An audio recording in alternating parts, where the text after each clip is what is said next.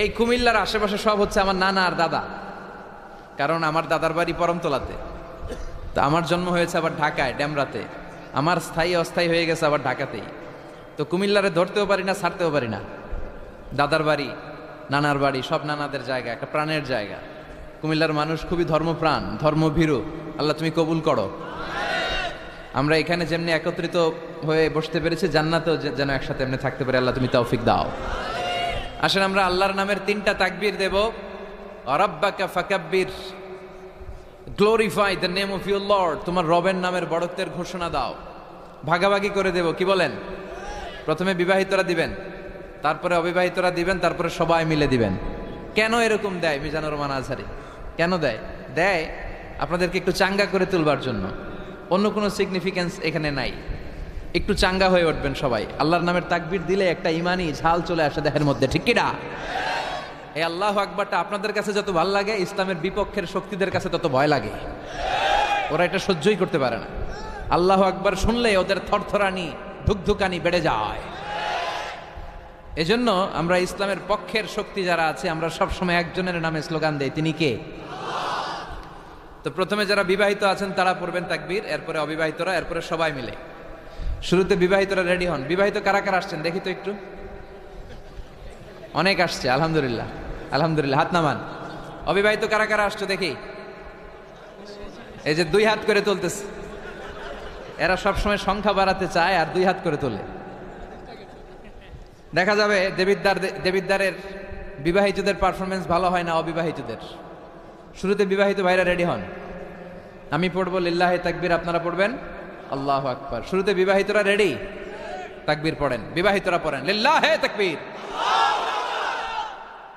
মাশাআল্লাহ তাবারাকাল্লাহ। এবার অবিবাহিতদের পালা। অবিবাহিতরা কাশি দিয়ে গলা ঠিক করে নিতেছে। অবিবাহিতরা রেডি? দেখি তোমাদের পারফরমেন্স কেমন হয়। পড়ো লিল্লাহে তাকবীর। মাশাআল্লাহ, এদের পারফরমেন্স ভয়ঙ্কর, ইমানি চেতনায় উদ্বুদ্ধ। আল্লাহ এই প্রাণ ঢালা উচ্ছ্বাসগুলোকে তুমি ইসলামের খাতিরে কবুল করে নাও। এবার আমরা সবাই মিলে 3 তাকবীর। কয় তাকবীর? এক একটা তাকবীরে যাতে এই প্যান্ডেল কেঁপে ওঠে। পারা যাবে মুসলমান? পড়েন লিল্লাহে তাকবীর, লিল্লাহে তাকবীর, লিল্লাহে তাকবীর। আল্লাহ তুমি কবুল করো।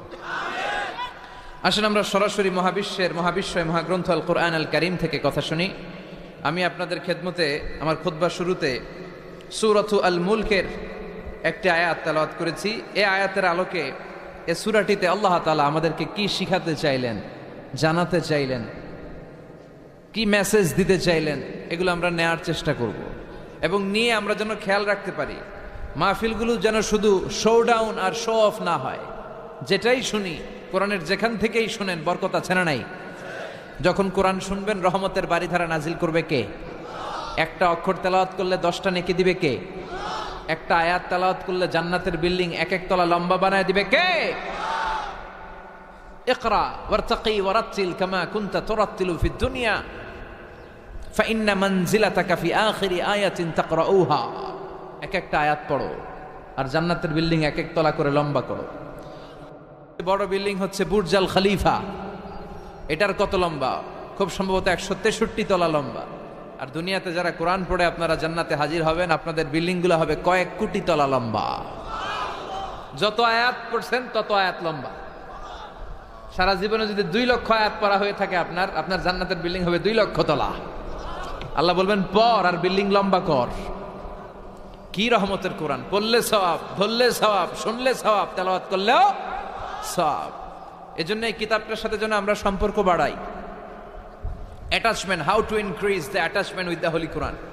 কোরআনের সাথে আমাদের সম্পর্ক আমরা কিভাবে বাড়াতে পারি? প্রতিদিন তেলাওয়াত করতে হবে, আবৃত্তি করা জানতে হবে সহি শুদ্ধভাবে। মুসলমানদের অবস্থা এমন হয়েছে, বিশ্বের সবচাইতে নন্দিত এই কিতাবটা একটু তেলাওয়াত করবার সময়টুকু আমাদের হয় না। ব্যস্ত, we are leading very super busy life. খুব ব্যস্ত আমরা, কোরআন পড়ার সময় নাই। প্রতিদিন যেন একটু তেলাওয়াত করি। রাজি আছেন তো দেবিদ্দারের ভাইয়েরা? প্রতিদিন একটু একটু তেলাওয়াত করা যাবে? আরেকটা কথা সব জায়গায় আমি বলি, মাতৃভাষায় এই কোরআনটাকে আপনাদের জানতে হবে। You have to know the Holi Quran, the messages of the Holi Quran in your own mother tongue, in your own language, আপনার নিজ ভাষায়। আমাদের ভাষা কি? কথা বলেন বাংলা। এই বাংলা ভাষায় যেন আমরা কোরআন পড়ি, কোরআন শিখি। কোরআন আল্লাহ কি জানাতে চাইলেন, কি শিখাতে চাইলেন, বাংলা ভাষায় যেন আমরা এটা শিখি, আত্মস্থ করার চেষ্টা করি। দেখবেন মসজিদুল হারামে শায়েখরা যখন নামাজ পড়ায়, শাইখ আব্দুর রহমান সুদাইস, উনি যখন আযাবের আয়াত পড়ে উনি কাঁদে, কাঁদে না? আবার মুসল্লিরাও পেছন থেকে কাঁদে। এর কারণ উনিও আযাবের অর্থ বুঝে, মুসল্লিরাও অর্থ বুঝে। আমাদের তারাবির নামাজে, এত মসজিদে তারাবি পড়লাম বাংলাদেশে, কোনোদিন কোনো তারাবির নামাজে মুসল্লি আর ইমাম সাহেবের কাঁদতে দেখছেন? কথা কন, কেন কান্দে না? বুঝে নাই কোন দিক দিয়ে আযাব গেল, কোন দিক দিয়ে গজব গেল, কোন দিক দিয়ে জাহান্নাম গেল, কোন দিক দিয়ে ফেরাউন আসলো, কোন দিক দিয়ে ইউসুফ জুলেখার কাহিনী গেল, একটাও বোঝা যায়? কথা বলেন, বোঝা যায় না।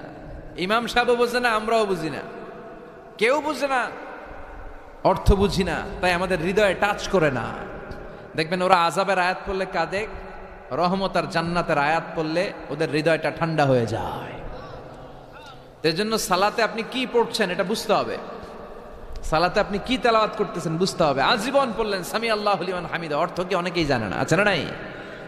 এজন্য মাতৃভাষায় কোরআন জানতে হবে, কোরআন তেলাওয়াত মনোযোগ দিয়ে শুনতে হবে, কোরআন পড়তে হবে, পড়ায় দিতে হবে। আপনি কাউকে যদি সূরাতুল ফাতিহাটা শুধু শিখায় দেন, সে সারা জীবন যতবার সূরা ফাতিহা তেলাওয়াত করবে তার একটা পার্সেন্টেজ সওয়াব আপনার আমলনামায় আছে না নাই?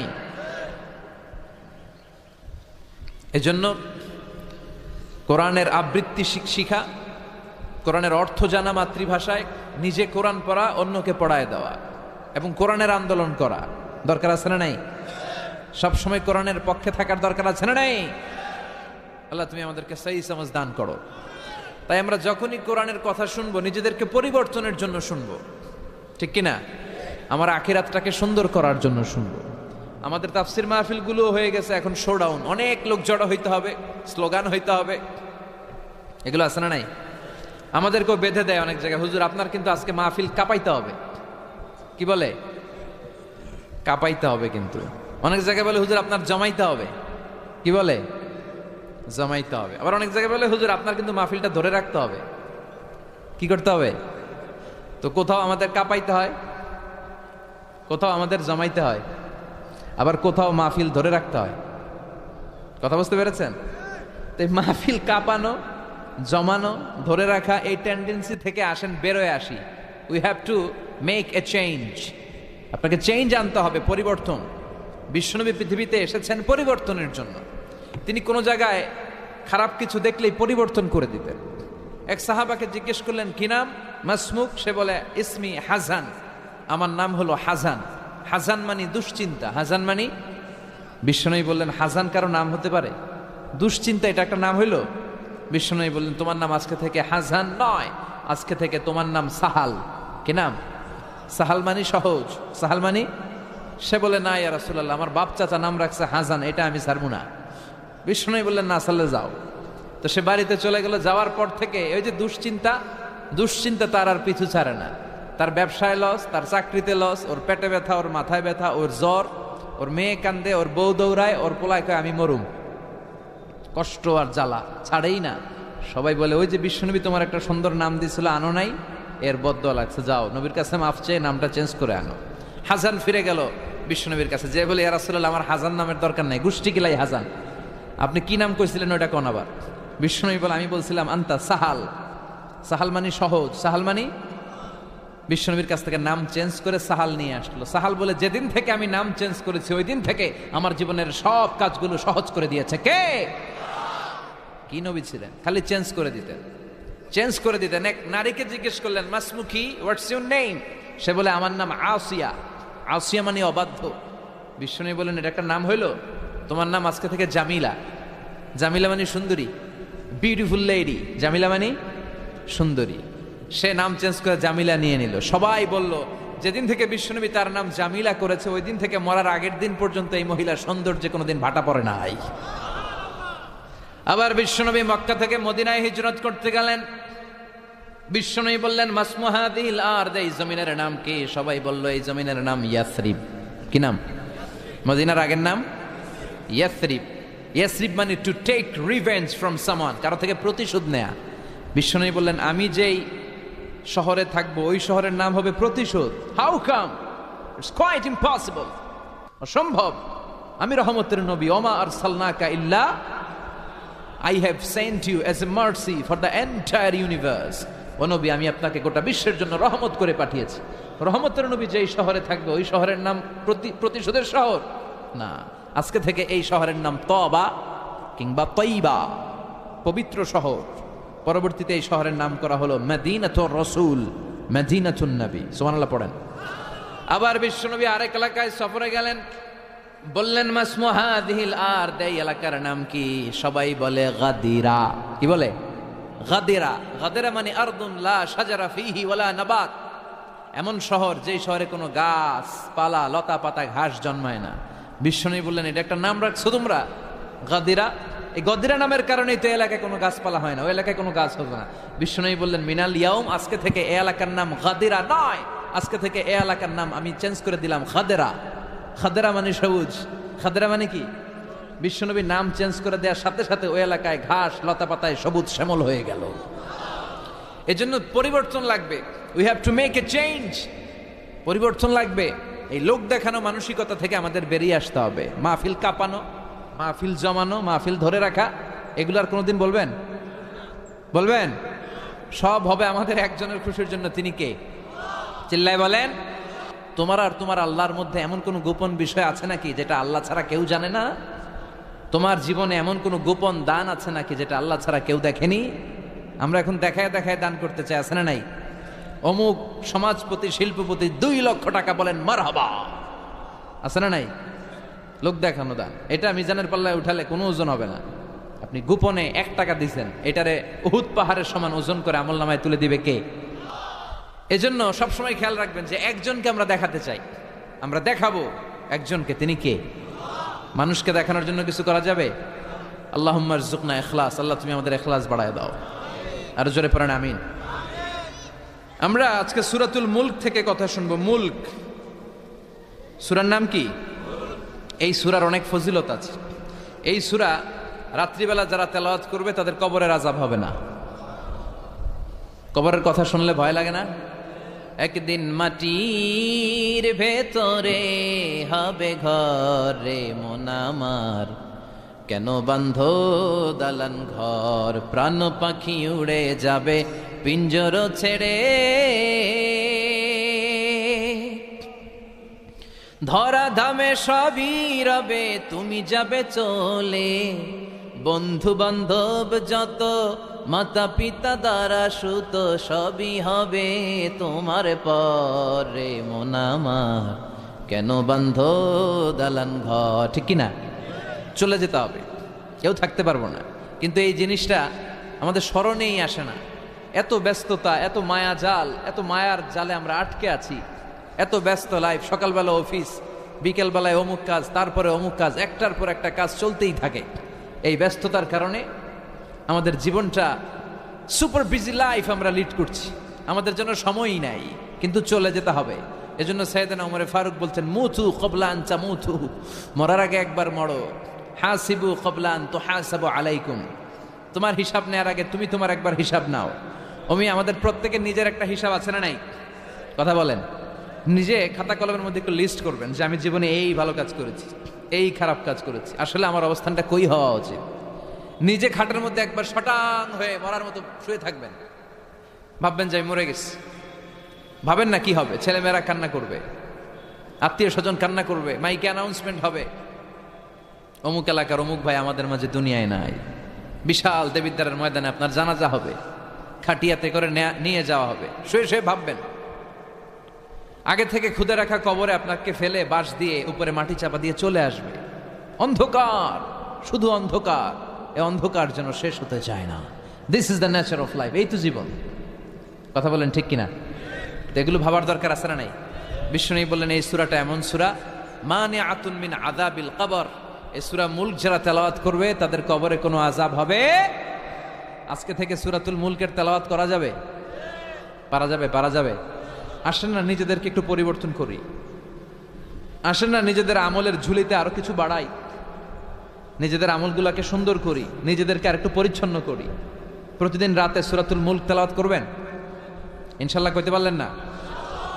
2 নম্বর ফজিলত শাফাআত লি সাহিবিহা, এই সূরা যারা তেলাওয়াত করবে এই সূরা তেলাওয়াতকারীর জন্য আল্লাহর কাছে সুপারিশ করবে। 3 নম্বর ফজিলত খাসামাত আন সাহিবিহা, এই সূরাটা কিয়ামতের দিন এই সূরার তেলাওয়াতকারীর পক্ষে আল্লাহর সাথে তর্ক করবে, ডিবেট করবে। কতক্ষণ? হাত্তা আদখালাহুল্লাহুল জান্নাহ, যতক্ষণ না আল্লাহ তাআলা এই লোকটাকে জান্নাতি বলে ঘোষণা না দেয়। আল্লাহ যতক্ষণ অ্যানাউন্স করবে he is from paradise, he will enter the paradise, আমার এই বান্দা জান্নাতে ঢুকবে, এই সার্টিফিকেট দেওয়ার আগ পর্যন্ত এই সূরা সামনে দাঁড়ায় আল্লাহর সাথে তর্ক করতেই থাকবে। আবার বিশ্বনবী বলেন, মান কারা বিহা ফি লাইলাতিন ফাকাদ আকসারা ওয়া আতাবা, রাত্রি বেলায় যেই ব্যক্তি এই সূরাটা তেলাওয়াত করবে তার রাত্রিটারে বরকতময় করে দিবে কে? এজন্য বিশ্বনবী বলতেন, আমি চাই আমার প্রতিটা উম্মতের হৃদয়ে এই সূরাটা গাথা থাক। আমার নবী চাইতেন আমাদের অন্তরে যেন এই সূরাটা মুখস্থ থাকে। আমরা চাই না? 30টা মাত্র আয়াত। কয় আয়াত? সবাই বলেন কয় আয়াত? প্রতিদিন এক আয়াত মুখস্থ করলে আমাদের পুরো সূরাটা মুখস্থ করতে লাগবে কয় দিন? 30 দিন। 1 মাসের চেষ্টায় সূরাটা মুখস্থ করা যাবে না? দেবিদ্দারের ভাইরা, করা যাবে? আওয়াজ করে পড়েন ইনশাআল্লাহ। এই সূরার মাহাত্ম্য হচ্ছে এই সূরা আপনার দৃষ্টিভঙ্গিকে চেঞ্জ করবে, আপনার চিন্তার জগতে আন্দোলন তৈরি করবে, আপনার চোখকে খুলে দিবে, আপনার ঘুমন্ত বিবেককে জাগিয়ে দিবে। বিশেষ করে যারা স্রষ্টা নিয়ে সন্দেহে থাকে তাদের জন্য এটার ভিতরে ডোজ আছে, মেডিসিন আছে। ইয়াং ছেলে পেলে অনেকে আমাদের প্রশ্ন করে, হুজুর আল্লাহরে নিয়ে অনেক প্রশ্ন জাগে, স্রষ্টার অস্তিত্ব নিয়ে, আখেরাত নিয়ে, কবরের জীবন নিয়ে আমাদের প্রশ্নের অভাব নাই, কারণ নাস্তিক্যবাদের ছড়াছড়ি আশেপাশে আছে না নাই? ইয়াং যারা আছে তোমাদেরকে একটা বই পড়ার সাজেস্ট আজকে আমি করে যাই। বইটার নাম অনেকে জানে, প্যারাডক্সিক্যাল সাজিদ। কি নাম? লেখক হচ্ছে আরিফ আজাদ। লেখক কে? আরিফ আজাদ। বইটার নাম প্যারাডক্সিক্যাল সাজিদ। গত 21শে বই মেলায় এটা দ্য বেস্ট সেলার হয়েছিল, এজন্য নাস্তিকদের মাথা গরম। কথা বলেন। এই বছর সে আরেকটা বের করছে, প্যারাডক্সিক্যাল সাজিদ 2। এটা গতকাল থেকে বইমেলায় পাওয়া যাচ্ছে, 21শে বইমেলায়। এই প্যারাডক্সিক্যাল সাজিদ 1, প্যারাডক্সিক্যাল সাজিদ 2 প্রতিটা যুবকের সাথে সাথে রাখার দরকার, ঠিক কিনা? It's an eye opener for you. এই সূরাটা আপনাদের জন্য আই ওপেনার, চোখ খুলে দিবে। একটু চিন্তা করলেই বুঝবেন যে নাস্তিকদের যুক্তিগুলো খুবই হালকা। ওরা স্রষ্টাকে মানতে চায় না, আল্লাহরে মানতে চায় না। এর কারণ ওরা বলে আনসিন ইজ নাথিং, যেটারে দেখি না ওইটা মানি না। নাজুবিল্লাহ পড়বেন না? কিন্তু ওরা ওদের জীবনে অনেক কিছু দেখে না, ওরা মানে না। কথা কন। আচ্ছা, আপনি আপনার জীবনে সরাসরি চোখ দিয়ে আমেরিকা দেখছেন? কথা কয় না। তা আমেরিকা যে আছে মানেন না? যারা এখনো হজে যান নাই, হজে যারা এখনো যান নাই, কাবা ঘর নিজ চোখে সরাসরি দেখছেন? টিভিতে না, টিভিতে তো সবাই দেখছে। সরাসরি কাবা ঘর দেখছেন? তো আপনি যদি দেখেন নাই, আপনি সৌদি আরব যে আছে, কাবা ঘর যে আছে মানেন না? নাস্তিকরা বাতাস খালি চোখে দেখে না, দেখে, কিন্তু নাস্তিকরা বাতাস মানে না। Why do you believe on that? বাতাস মানুষ কেন? তোর দাদা, তোর বাবা কোনোদিন বাতাস দেখছে?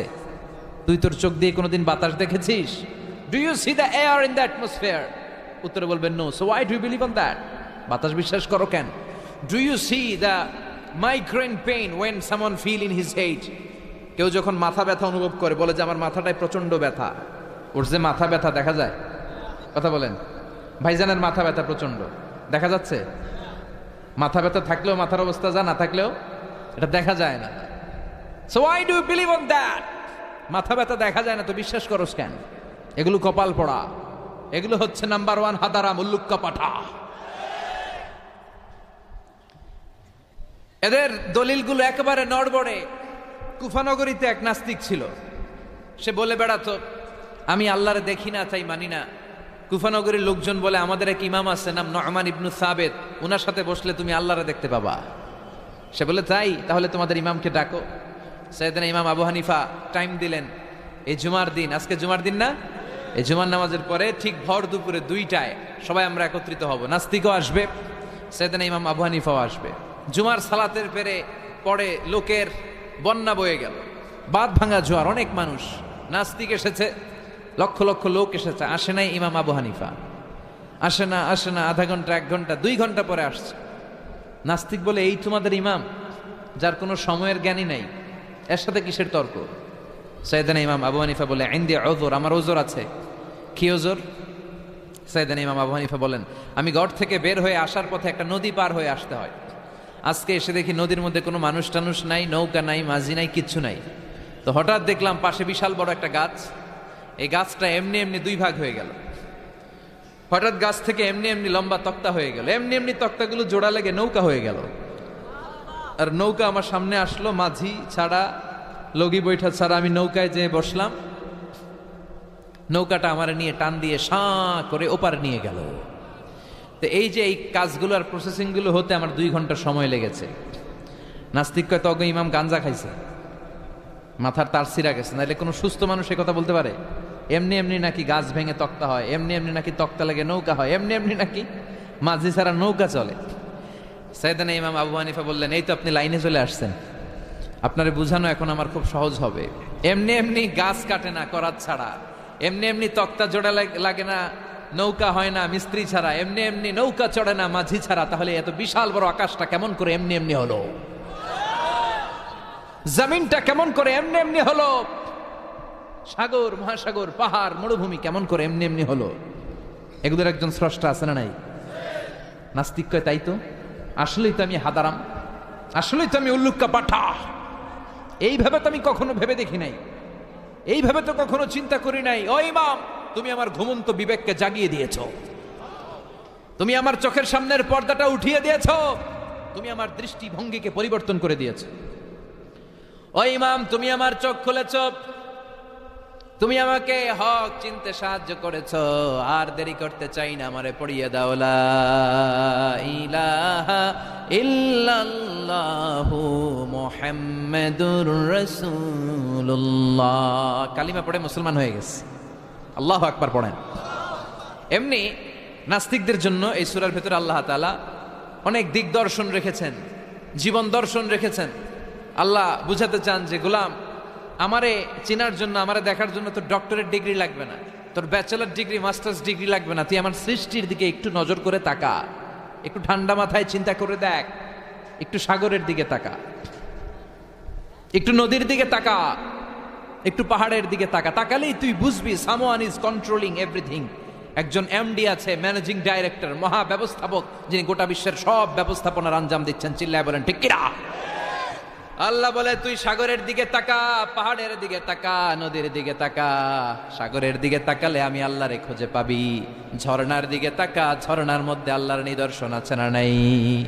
ঝর্ণা ঝর্ণা ঝর্ণা রে, বলনা বলনা বলনা রে, কার বিরহে পাগল পাড়া তুই, কার মিলনে ফুল ফসলে ভরা রে তোর দুকুল ভুই, কার মিলনে ফুল ফসলে ভরা রে তোর দুকুল ভুই। ঝর্ণা ঝর্ণা ঝর্ণা রে, বলনা বলনা বলনা রে, কার বিরহে পাগল পাড়া তুই।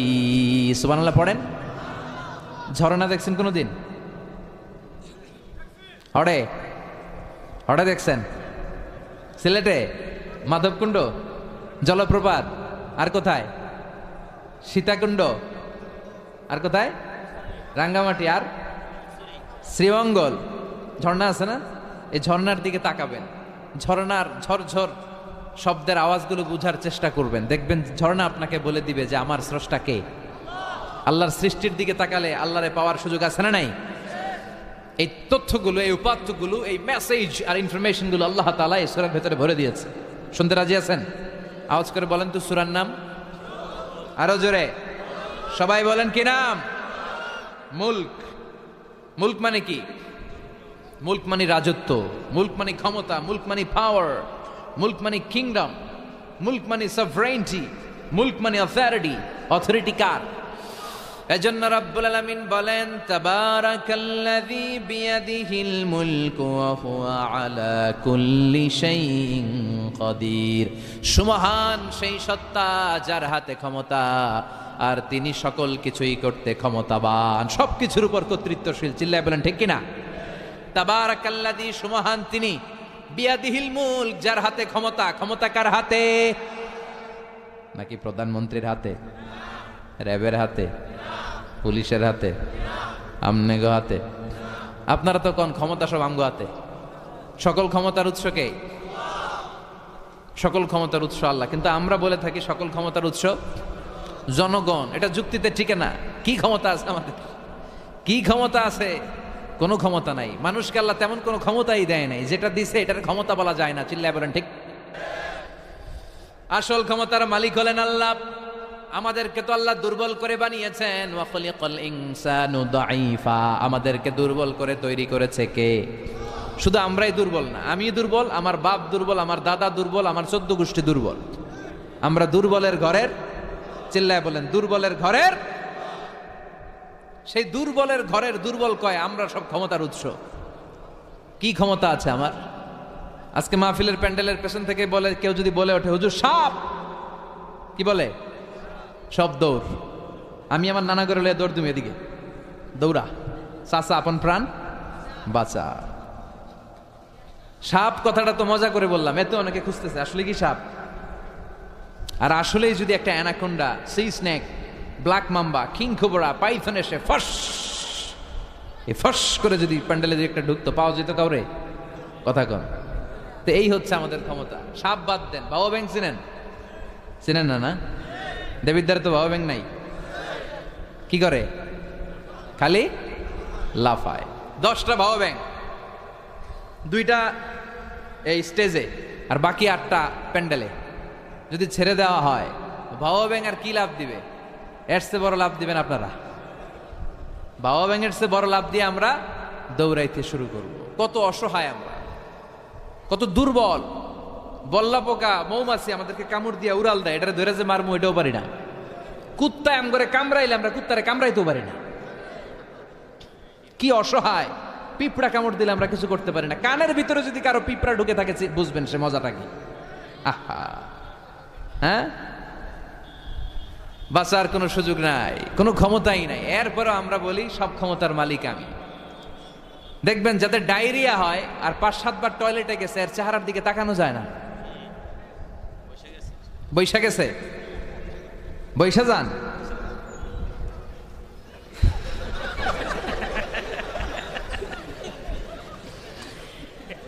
তো এই হইল আমাদের অবস্থা। 5-6 বার টয়লেটে গেলে আর ওর দইরা দাঁড় করানো যায় না। কাই মরে যাইও, আরে সবাই মাফ করে দেন, আই আর হাইতেন না, আমি পারবো না, আমার মাফ করে দেন। পারবি না কেন? তুই না ক্ষমতার উৎস। কথা কন। আসলে আমাদের কোনো ক্ষমতা নাই, আমরা দুর্বল। আসল ক্ষমতার মালিক একজন, চিল্লায় বলতে হবে তিনি কে। আমরা যে কত দুর্বল। ন্যাচারাল ক্যালামিটি অর ডিজাস্টার যখন হয়, প্রাকৃতিক দুর্যোগ, তখন নিজের অবস্থা খেয়াল করবেন। বন্যার সময় মানুষের কি অবস্থা হয়, ঠিক কিনা? ভূমিকম্পের সময় কি অবস্থাটা হয় আমাদের। রাত 3টার দিকে যদি ভূমিকম্প হয়, দৌড়, লুঙ্গি পইরা দৌড়, লুঙ্গি ছাড়াও দৌড়, আগে যান বাঁচাও। পাগল হয়ে যায়। বাচ্চাটারে কোলে নিয়ে দৌড়াবো, না স্ত্রীকে ঘুম থেকে জাগাবো, না ভাড়াটিয়াদেরকে উঠাবো, না নিজেই ছাদের উপর থেকে লাফ দেব। ত্রাস, ভয়, ভূমিকম্প, সবাই দৌড়। দেখবেন ভূমিকম্প হইলে বাড়িওয়ালাও দৌড়, ভাড়াটিয়াও দৌড়। নাকি ভাড়াটিয়ারা দৌড়ায়, বাড়িওয়ালারা দৌড়ায় না? কথা কন। ডোনাল্ড ট্রাম্প যে বিল্ডিং এ থাকে, ওইটাতে ভূমিকম্প হইলে ডোনাল্ড ট্রাম্প তো দৌড়াবে না? না, ডোনাল্ড ট্রাম্পও দৌড়াবে। আমি কিছু টেলিভিশনের লাইভ প্রোগ্রাম দেখেছি, ওখানে উপস্থাপক আর অতিথিরা ক্যামেরা ট্যামেরা মেকআপ টেকআপ নিয়ে বসছে। একটু পরে শুরু হয়েছে ভূমিকম্প, মাইক থুইয়া দিয়া উপস্থাপক দৌড়। তো যেহেতু মেকআপ টেকআপ একেবারে ক্যামেরা ট্যামেরা সব সেটিং, অতিথিরা ওঠে না, একটু পরে আবার নাড়াচাড়া, এবার অতিথিও দৌড়। বাঁচার জন্য সব দৌড়। এই হচ্ছে আমাদের ক্ষমতার দৌড়াত্ম। এরপরও আমরা বলি আমরা নাকি ক্ষমতার উৎস। তুফান হলে, এইখানে একটা তুফান হলে 70 কিলোমিটার বেগের জাস্ট বাতাসটাকে যদি আল্লাহ এর তীব্রতা যদি বাড়িয়ে দেয়, সব দৌড় আমরা। কথা কন। আল বাহরু জুনদুম মিন জুনুদিল্লাহ, আর রিহু জুনদুম মিন জুনুদিল্লাহ। বাতাস আল্লাহর সৈনিক, আগুন আল্লাহর সৈনিক, তুফান আল্লাহর সৈনিক। চিল্লা এখন ঠিক কিনা? 2004 সালের সুনামির কথা ভুলে গেছেন? ইন্দোনেশিয়া একটা প্রদেশ আছে, বান্দা আছে, এক ধাক্কায় 3 লক্ষ সাগরের ভেতরে। জাপানের কান্টো শহরে 1 লক্ষ নয়, একটা ধাক্কায়, কয়েক সেকেন্ডের ব্যবধান। একটু আগে নাচানাচি করতেছিল, ধুম্মা চলে ধুম, একটু পরে সব হয়ে গেছে ধুম ধুম। একেবারে সাইজ করে ফেলছে কে? আহা, কোনো ক্ষমতা নাই। ক্ষমতার মালিক কে? এজন্য রাব্বুল আলামিন বলেন তাবারাকাল্লাযী বিয়াদিহিল মুলকু ওয়া হুয়া আলা কুল্লি শাইইন কাদির। সুমহান সেই সত্তা যার হাতে ক্ষমতা, ক্ষমতা কার হাতে? কক্সবাজারে দেখবেন একটা দ্বীপ আছে, একমাত্র দ্বীপ যেটাতে পাহাড় আছে, নাম মহেশখালী। ওইখানে বৌদ্ধদের স্বর্ণ মন্দির আছে। ওখানে তুফান টুফান শুরু হইলে বৌদ্ধরাও জিকির করা শুরু করে দেয়।